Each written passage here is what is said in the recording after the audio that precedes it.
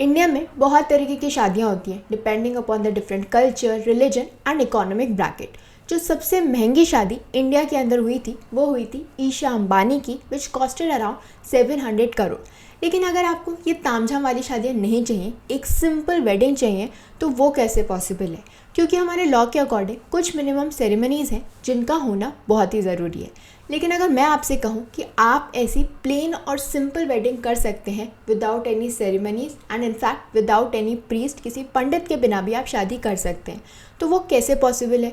क्योंकि अगर हम हमारा हिंदू मैरिज एक्ट देखें तो उसके अंदर मिनिमम कुछ सेरेमनीज़ का होना तो ज़रूरी है। पर रिसेंटली अब सुप्रीम कोर्ट ने एक रूलिंग दी है जिसके अंदर इन सेरेमनीज़ की कोई ज़रूरत नहीं है। और अब जो सेक्शन 7A है of the Hindu marriage act, वो एक ऐसी शादी को भी रिकॉग्नाइज करेगा जो दो हिंदूज़ के बीच में हुई है, which is performed in the presence of relatives और फ्रेंड्स विदाउट ट्रेडिशनल रिचुअल्स और प्रीस्ट। इसका मतलब ये है कि अगर आप हिंदू मैरिज एक्ट के अंदर शादी करना चाहते हैं और आप और आपका स्पाउस दोनों ही हिंदूज़ हैं, तो उस केस में आपको इस तरीके की सेरेमनीज़ करने की ज़रूरत नहीं है।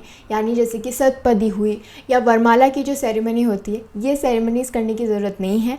आप अपने फ्रेंड्स और रिलेटिव्स के सामने जो है वो ये डिसाइड कर सकते हैं कि आज से मैं इसे अपना हस्बैंड मानती हूँ या मैं इसे अपनी वाइफ मानता हूँ। इसे कह देना ही काफ़ी है for a valid Hindu marriage.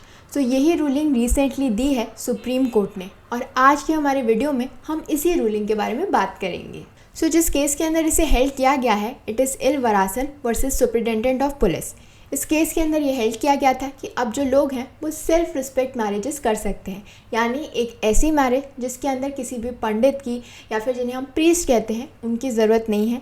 वो अपने फ्रेंड्स और रिलेटिव्स के सामने जो है इस बात को एक्नॉलेज कर सकते हैं कि वो इस पर्सन से शादी करना चाहते हैं, और इसी को कहा गया सेल्फ रिस्पेक्ट मैरिज। ये रूलिंग आई थी from a bench comprising of justices S Ravindra Bhat and Arvind Kumar.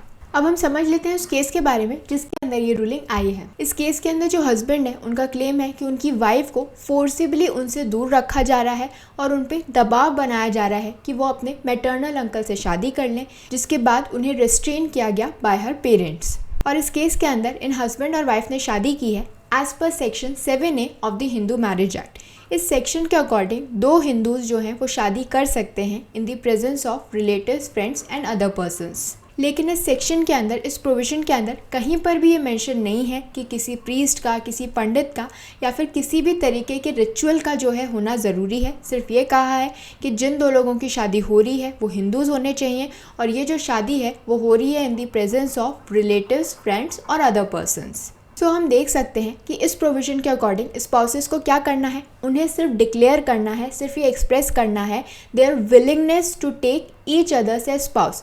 यानी दोनों ही पार्टीज़ को ये कहना है कि वो चाहते हैं कि जो सामने वाला इंसान है, जो दूसरा पर्सन है, उसे वो अपना स्पाउस बना सके and symbolically garland each other and tie अ थाली। और इसी प्रोविज़न को सुप्रीम कोर्ट ने अपहेल्ड किया था, यानी उसे सपोर्ट किया था in the case of S Nagalingam versus Sivagami in 2001। लेकिन जब 2003 के अंदर भी सुप्रीम कोर्ट के पास ऐसा ही एक सिमिलर केस आया तो उन्होंने डायरेक्शंस दिए डिस्ट्रिक्ट लीगल सर्विस अथॉरिटी को कि वो जो वाइफ है, जो मथित्रा है, उसका स्टेटमेंट रिकॉर्ड करें। और अपने स्टेटमेंट में वाइफ ने क्लियरली मेंशन किया है कि वो अपने हस्बैंड के साथ रहना चाहती हैं और उन्हें फोर्सफुली रिस्ट्रेन किया जा रहा है। और जब बेंच ने वाइफ के स्टेटमेंट को कंसिडर किया तो उन्होंने अलाउ किया वाइफ को, मथित्रा को, कि वो अपने हस्बैंड को ज्वाइन करें, वो उनके साथ रह सकती हैं। और बेंच ने ये भी हेल्ड किया कि इससे पहले जो मद्रास हाईकोर्ट ने जजमेंट दिया था इस केस के अंदर in the S Balakrishnan Pandian versus inspector of police, और ये हेल्ड किया था कि हर मैरिज के लिए ज़रूरी है कि पब्लिक सोलमनाइजेशन हो या फिर डिक्लेरेशन हो। तो सुप्रीम कोर्ट ने कहा था कि ये जो जजमेंट है ये गलत है, इसके अंदर एरर है। क्योंकि सुप्रीम कोर्ट के अकॉर्डिंग मद्रास हाईकोर्ट का ये जो व्यू है वो काफ़ी सिंपलिस्टिक है, लेकिन कई बार कई केसेस में ये देखा गया है कि पेरेंटल प्रेशर या फिर जो पीयर ग्रुप है, कास्ट और कम्युनिटी के इंस्टीट्यूशंस की वजह से जो कपल्स हैं जो आपस में शादी करना चाहते हैं वो नहीं कर पाते हैं, वो साथ में नहीं रह पाते हैं बिकॉज ऑफ सच अपोजिशन। और बेंच ने हेल्ड किया कि इस तरीके का जो पब्लिक डिक्लेरेशन है इसकी वजह से जो स्पाउसेस हैं उनकी लाइफ को डेंजर है, उनकी बॉडीली इंटीग्रिटी को डेंजर है, और कई बार ये देखा गया है कि फोर्सफुली जो है वो पार्टनर्स को अलग कर दिया जाता है, सेपरेट कर दिया जाता है फ्रॉम वन अनदर। और इस तरीके के प्रेशर को विजुलाइज करना बहुत ही मुश्किल है, क्योंकि ऐसे केसेस में दो इंडिविजुअल्स जो कि एडल्ट्स हैं, अपनी फ्री विल से साथ रहना चाहते हैं, उन पे ऐसे प्रेशर डालना, दबाव डालना कि वो एक दूसरे से शादी ना करें या फिर शादी कर भी ली है तो भी अलग हो जाए।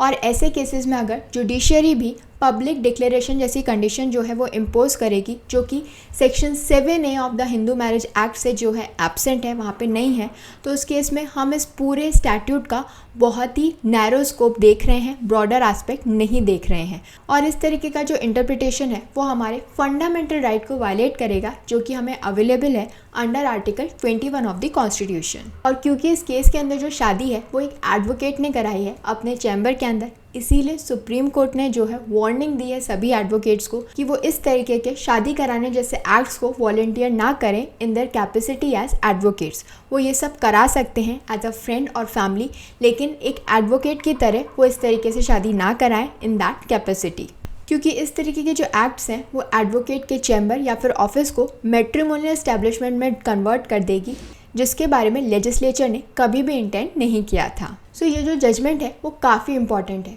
क्योंकि इस जजमेंट के थ्रू हम चेंजेस देख सकते हैं टुवर्ड्स मॉडर्नाइजिंग मैरिज लॉज, ताकि अकोमोडेट किया जा सके चेंजिंग सोसाइटल एटीट्यूड और इंडिविजुअल चॉइसेस को। और ये जो जजमेंट है वो एक्नॉलेज कर रहा है कि मैरिज का जो एसेंस है, जो कोर है, वो कंसेंट और म्यूचुअल रिकग्निशन है rather than adherence to traditional rituals. और इसीलिए ये जो सेल्फ रिस्पेक्ट मैरिजेस की जो रिकग्निशन सुप्रीम कोर्ट हमें दे रहा है, ये ऑफर कर रहा है एक alternative to traditional rituals and practices, और सिग्निफाई कर रहा है a departure from the conventional approach to marriage. तो अब इससे क्या हो रहा है, हमें एक वे मिल रहा है for more personalise ceremonies and reflecting a changing cultural landscape. So this was all about self respect marriages. I hope this information was helpful to all of you. Please do like, share and subscribe to my channel. Thank you.